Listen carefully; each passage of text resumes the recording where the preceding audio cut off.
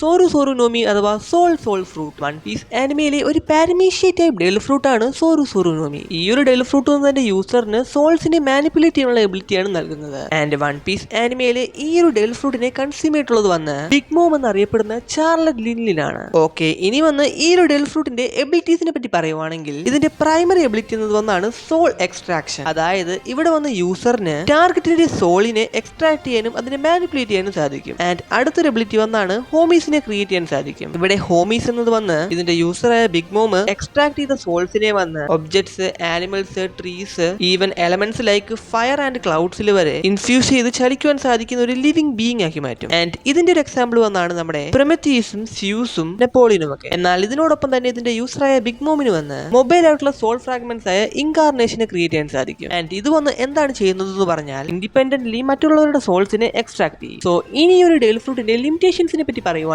ഈ ഒരു del ഫ്രൂട്ടിന്റെ highly will power ഉള്ളവർക്ക് വന്ന് ബിഗ് മോമിന്റെ സോൾ എക്സ്ട്രാക്ഷനെ റെസിസ്റ്റ് ചെയ്യാൻ സാധിക്കും. അതുപോലെ തന്നെ ഇവിടെ സോൾസിനെ എക്സ്ട്രാക്ട് ചെയ്യണമെങ്കിൽ യൂസറും ടാർഗറ്റും ഒന്ന് ക്ലോസ് ഡിസ്റ്റൻസിലായിരിക്കണം. ആൻഡ് അതുപോലെ ജീവനുള്ളവരെയും മരിച്ചുപോയവരെയും വന്ന് ഹോമീസ് ആക്കി മാറ്റുവാൻ സാധിക്കില്ല.